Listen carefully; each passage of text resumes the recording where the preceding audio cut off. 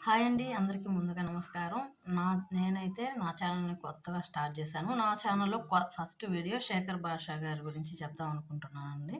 'Big బాస్'లో eliminate అయిన శేఖర్ భాషా గురించి.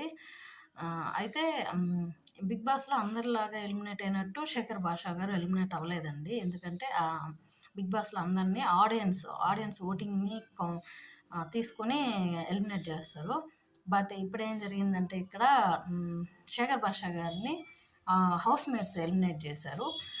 లాస్ట్ 2 బాటమ్ 2లో ఉన్న ఆదిత్య గారు అండ్ శేఖర్ గారిని ఇద్దరిని నించోబెట్టి వీళ్ళిద్దరిలో ఎవరికి ఓట్ చేసి మీరు ఒకరిని పంపించేయాలి అని చెప్పగానే నాగార్జున గారు అందరూ ఆదిత్య గారికి ఓట్ చేసి శేఖర్ భాషా గారిని అయితే ఎలిమినేట్ చేసేసారండి. ఒక సీత గారు తప్ప. సీత గారు మాత్రం అన్నలేని హౌస్‌ని ఊహించుకోలేను అని ఓట్ చెప్పేసి శేఖర్ గారికి ఓట్ చేసి వెళ్ళిపోయారు. శేఖర్ గారు ఎలిమినేట్ అయ్యి బయటకొచ్చేసారు. అదంతా ఓకే అండి. అయితే ఆ తర్వాత జరిగిందేంటంటే శేఖర్ గారు 2, 3 ఇంటర్వ్యూస్ చూసానండి నేను శేఖర్ గారివి. ఆయన చెప్పిందేంటంటే నాకు కావాలని నేను ముందుగానే వాళ్ళకి చెప్పి పెట్టాను. నన్ను అంటే నాకు ఓట్ చేసి నన్ను పంపించేయండి. నాకిక్కడ ఉండాలని లేదు అన్నట్టు ఆయన చెప్పారండి. ఎందుకంటే రీసెంట్‌గా ఆయనకి ఒక బేబీ బాయ్ జన్మించారు. మేబీ దానివల్ల గూడా అయ్యుండొచ్చు. ఇంకా కొన్ని రీజన్స్ కూడా చెప్పారు. ఏంటంటే తనకి ఫుడ్ సరిగ్గా లేదని, ప్రోటీన్ పౌడర్ కూడా లేదని కొంచెం ఎందుకంటే ఆయన ఉన్న ఒకే ఒక వెజిటేరియన్ అండి హౌస్‌లో. అందుకని ఆ ఫుడ్ కొంచెం ప్రాబ్లమ్ అయిందని, అందుకనే తనని పంపించేయమని అడిగినట్లు అందరికీ హౌస్‌మేట్స్ దగ్గర ముందే చెప్పినట్టు చెప్పారండి. సో, అందుకనే హౌస్‌మేట్స్ అందరూ కలిసి ఆయన్ని బయటకైతే పంపించారండి. ఇకపోతే ఇంకొన్ని ఇంటర్వ్యూస్‌లో ఏంటంటే కొంతమంది నిఖిల్ అండ్ సోనియా రిలేషన్‌షిప్ గురించి కూడా అడిగారండి. అయితే శేఖర్ గారుండి అలాంటి రిలేషన్‌షిప్ ఏమి ఉండదండి. ఎందుకంటే బయట వాళ్ళ పార్ట్నర్స్ ఎదురు చూస్తున్నారు. సో, ఏదైనా కంటెంట్ కోసమో, లేదంటే రివ్యూస్ కోసమో అలా ఏమైనా మీకు కనిపించుండొచ్చు గానీ అయితే వాళ్ళు అలా అయితే లేదు. ఎందుకంటే వాళ్ళ పార్ట్నర్స్ బయట ఆల్రెడీ వెయిట్ చేస్తున్నారు. ఎవరికి వాళ్ళయి కమిట్మెంట్స్ ఉన్నాయి. సో, ఏదైనా బిగ్ బాస్‌లో కంటెంట్ కోసం ఏమైనా అట్లా అయితే అయ్యుండొచ్చేమో అన్నట్టు ఆయన చెప్పారు. అంతేగాని వాళ్ళ మధ్య ఏమీ లేదు అని నా ఫీలింగ్ అన్నట్టు శేఖర్ భాషా గారైతే చెప్పారు. ఇకపోతే యష్మి గురించి కూడా అడిగారండి. యష్మి ఎలాంటిది ఏంటి? ఆమె గొడవ పడితే అన్నిట్లో ఆమెదే తప్పుంటదా? బయట వాళ్ళ గురించి కూడా తప్పా? అంటే ఎదుటి వాళ్ళది తప్పుంటదా అన్నట్టు అడిగారండి.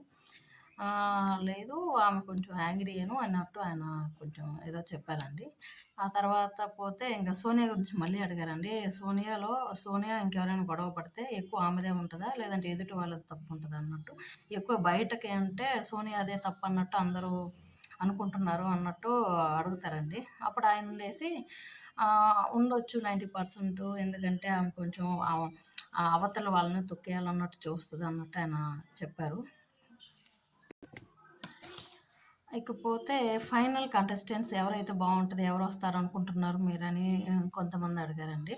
అప్పుడు ఆయనుండేసి విష్ణు అండ్ సీత వాళ్ళిద్దరిలో ఎవరైనా బావుంటది. ఎందుకంటే తెలుగమ్మాయిలు అన్నట్టు ఆయనైతే చెప్పారు.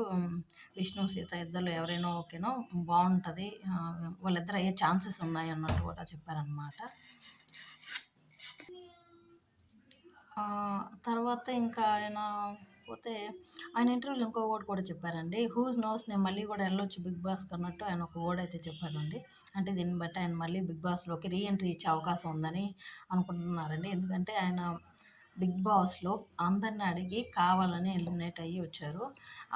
ఇలా అందరిని అడుగుతున్నప్పుడు బిగ్ బాస్ కూడా తెలుసు కదా! వీడియోలో ఆల్రెడీ బిగ్ బాస్ వాచ్ చేస్తుంటారు కాబట్టి ఈయన ఎళ్తాడా లేదా? ఆయన చెప్పిన వర్డ్స్ నిజమా కాదా అని టెస్ట్ చేయడానికి కూడా నన్ను పంపించుండొచ్చు అని కూడా ఆయన చెప్పారు. సో, మళ్ళీ ఎళ్ళే అవకాశం ఉంటే ఉండొచ్చు అన్నట్టు కూడా ఆయన చెప్పారనమాట. ఆ! ఇకపోతే ఫైనల్‌గా శేఖర్ భాషా అయితే అన్‌ఎక్స్‌పెక్టెడ్‌గా ఎలిమినేట్ అయ్యి ఎళ్ళిపోయారు గదండీ!